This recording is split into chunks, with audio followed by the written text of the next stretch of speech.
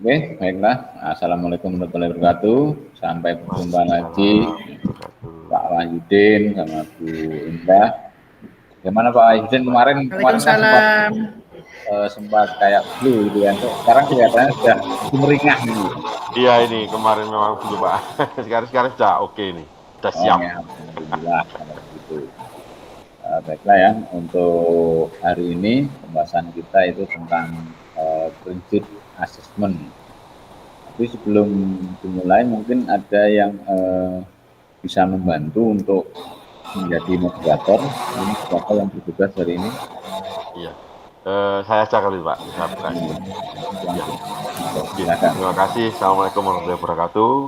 Waalaikumsalam. Yang terhormat Bapak Fasilitator, Pemateri, Pak Joko Susanto, yang terhormat Ibu Indah, dan serta yang lainnya.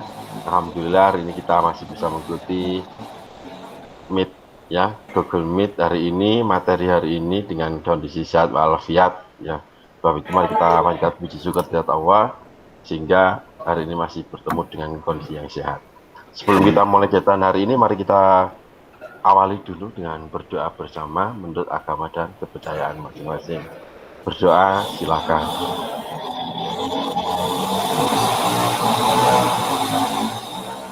Selesai, terima kasih. Langsung saja karena waktu kita juga tidak banyak, terbatas. Saya serahkan dulu kepada fasilitator Pak Joko, kami persilakan. Oke, terima kasih Pak Wahyudin. Baiklah Bapak Ibu, untuk hari ini kita akan lanjutkan membahas tentang 5 prinsip dari asesmen. Itu akan memberikan materi dulu.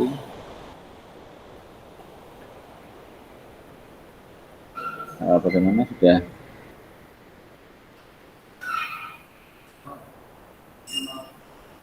Sudah muncul Pak.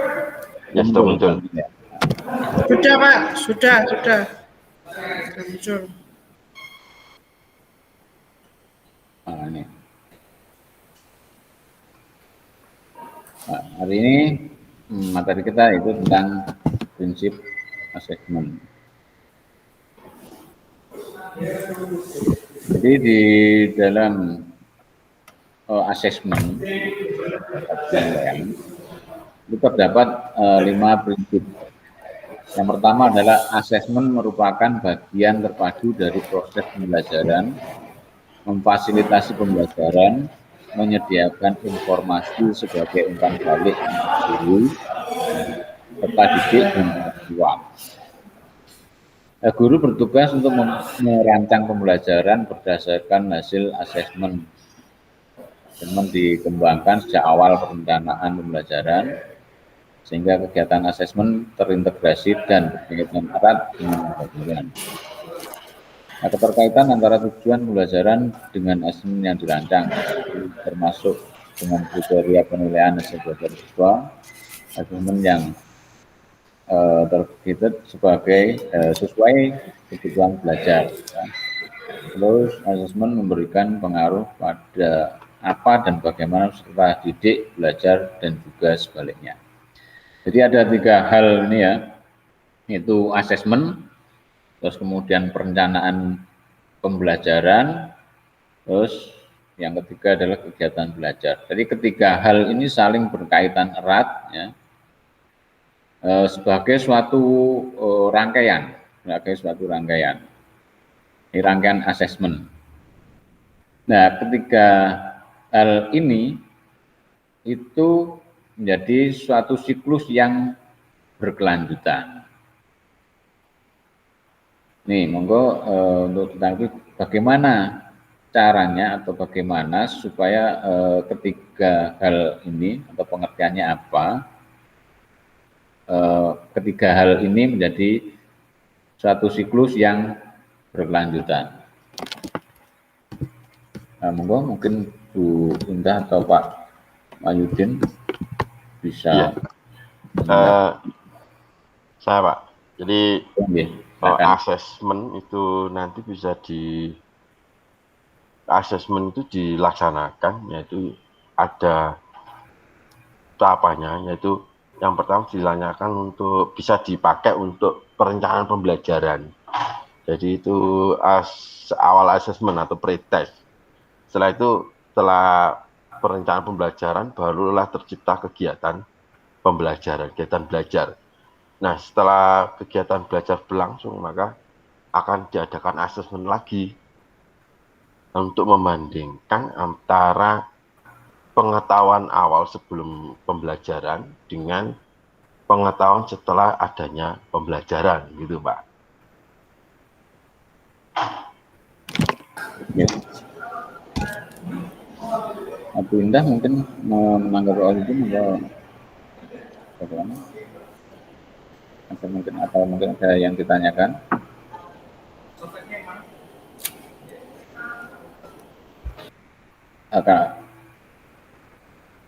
Oke.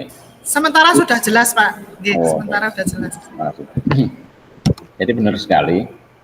Jadi asesmen di sini tidak hanya dilakukan di akhir pembelajaran, tetapi juga bisa dilakukan di awal seperti pretest itu untuk mengukur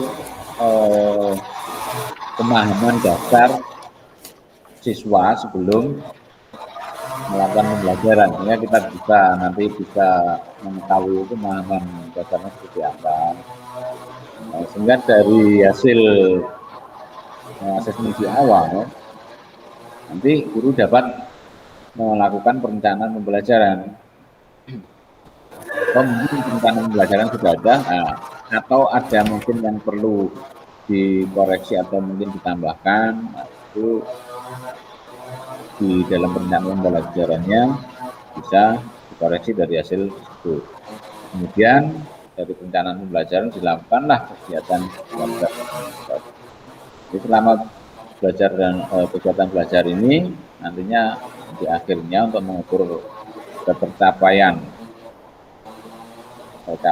pembelajaran atau capaian tujuan pembelajaran, maka diadakan asesmen kembali. Jadi seperti itu, sehingga ketiga hal ini bisa menjadi sebuah siklus yang saling yang terus berputar berkelanjutan gitu, untuk menuju ke elemen selanjutnya maupun capaian kompetensi yang selanjutnya. Oke, untuk selanjutnya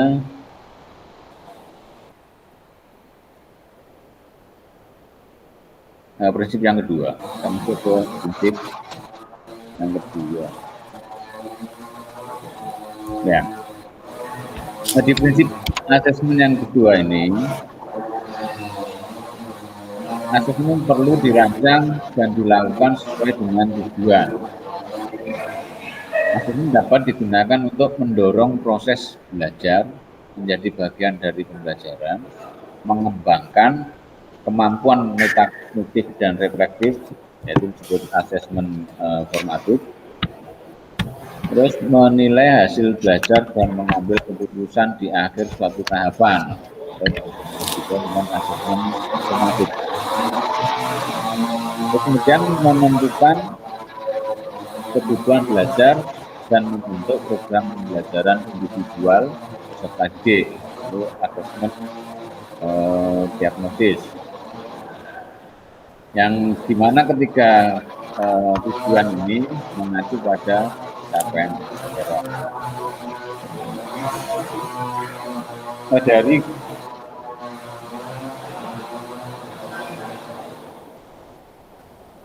dua jenis ini ya, saya untuk akan mengangkat asesmen formatif dan asesmen sumatif. Menurut Bapak dan Ibu, dari kedua asesmen ini, manakah yang lebih penting? Karena gini, kalau sekarang sepertinya pemerintah tidak lagi mengutamakan asesmen sumatif dengan meniadakan atau ditiadakannya ujian nasional. Kalau menurut Bapak dan Ibu, apakah memang asesmen sumatif itu kalah penting atau tidak terlalu penting, tidak seperti asesmen formatif atau bagaimana? Mungkin bisa menanggapi. Silakan Bu Indah. Silakan Bu Indah. Gini Pak, kita harus tahu dulu asesmen sumatif itu sebenarnya apa. Asesmen sumatif itu adalah penentuan penilaian tingkat pencapaian hasil belajar siswa itu di akhir pembelajaran. Sedangkan untuk formatif itu mengumpulkan informasi yang istilahnya kita memantau atau memberikan nilai umpan balik itu pada saat proses pembelajaran. Kalau menurut saya sebenarnya yang penting di sini adalah proses dari sehari-hari itu. Jadi asesmen formatif yang penting. Kenapa? Karena kadang penentuan keberhasilan siswa itu tidak bisa dilakukan pada saat akhir saja. Contohnya gini, anaknya sudah melakukan proses pembelajaran setiap hari dengan baik. Akan tetapi nasib dari penentuan siswa ke tingkat selanjutnya hanya didasarkan pada asesmen terakhir, yaitu pada saat ujian nasional. Nah, ternyata pada saat ujian nasional, siswa tersebut dalam kondisi yang tidak sehat. Nah, jadi kalau menurut saya pribadi, yang penting adalah pada saat proses pembelajaran dalam waktu sehari-harinya. Kenapa? Karena kita bisa tahu persis anak tersebut kompeten atau tidak. Demikian Pak, menurut saya. Terima kasih. Bagus sekali ya jawaban dari atau tanggapan dari Bu Indah. Mungkin Pak Wahyudin mau menanggapi jawaban dari Bu Indah tadi. Saya mau tanya Pak. Ya. Kan kalau dulu itu kan ujian itu terakhir. Nah, terakhir dan mencakup semua materi.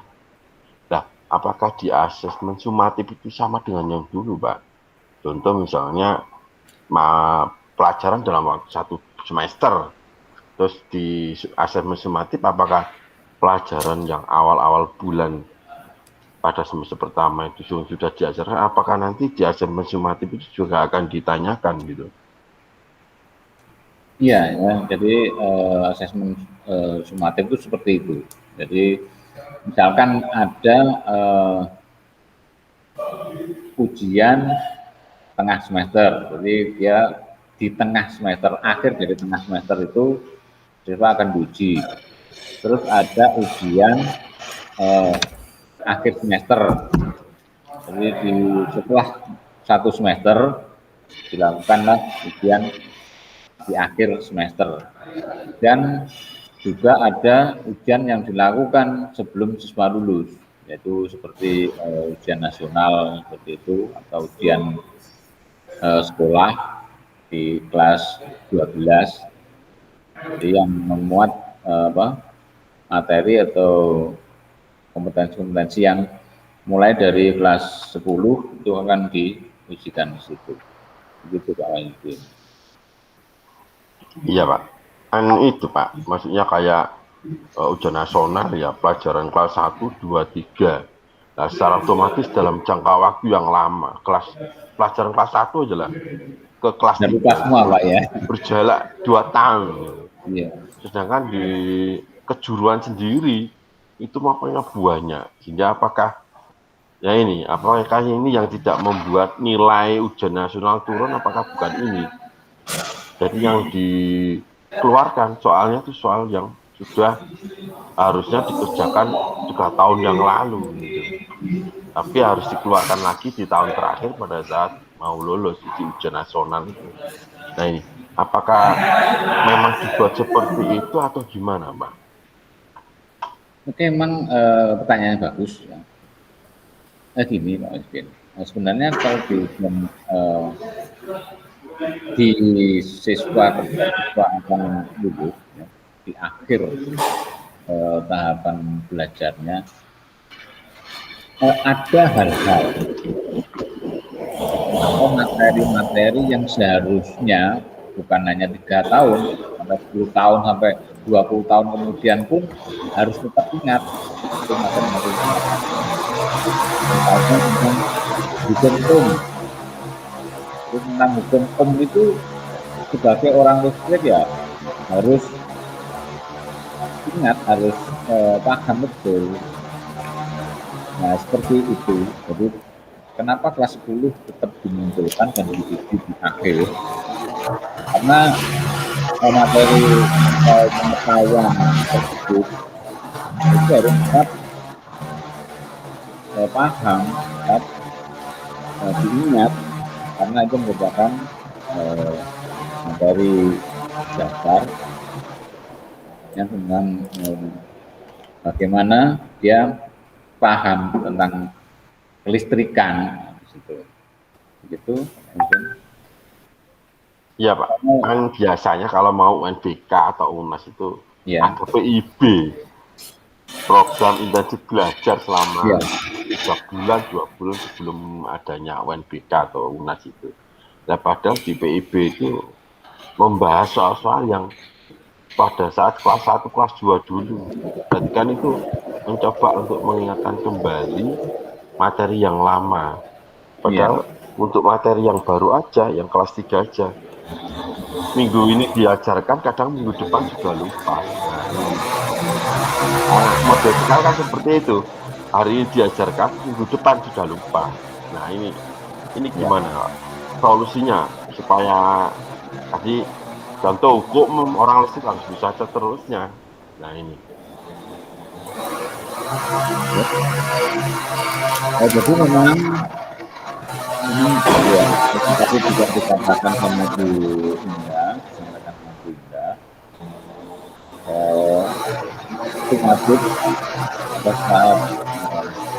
sumatif bisa saja siswa yang biasanya dia pandai, dia pengetahuannya bagus, dia bagus, tapi ketika menghadapi suatu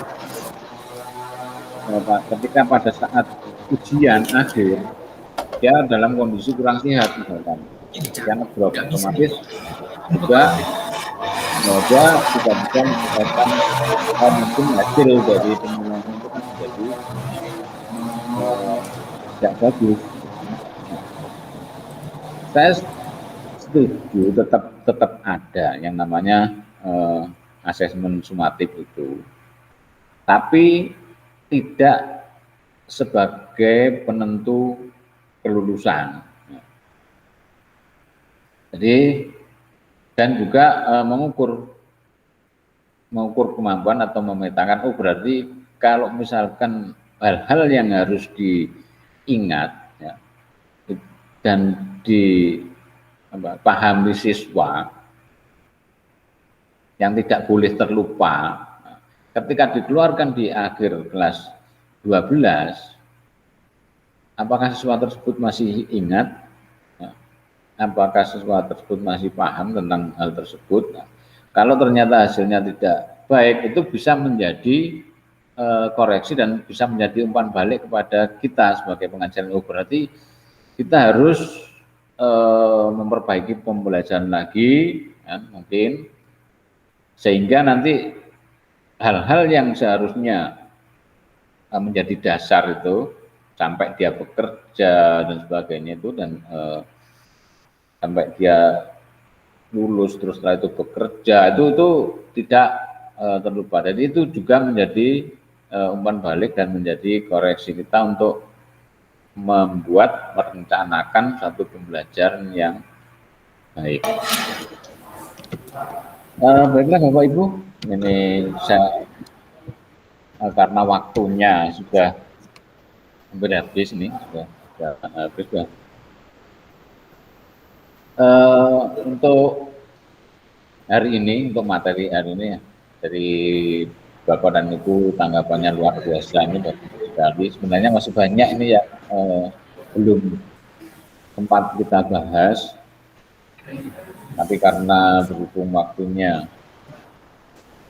sudah habis, terpaksa kita akhiri hari ini dan mungkin kita lanjutkan di esok hari. Yaitu pada Bapak Wahidin juga Bapak Wahidin sudah ditutup untuk pertemuan ini. Terima kasih Pak Joko sebagai fasilitator. Bapak Ibu yang berbahagia, tak terasa memang waktunya sudah habis, maka karena aktivitas juga masih banyak setelah ini, maka mari kita tutup kegiatan hari ini dengan bacaan hamdalah. Alhamdulillah. Alhamdulillah. Terima kasih Pak Joko, Bu Indah. Terima kasih. Bisa live. Ya. Sama-sama. Jumpa lagi.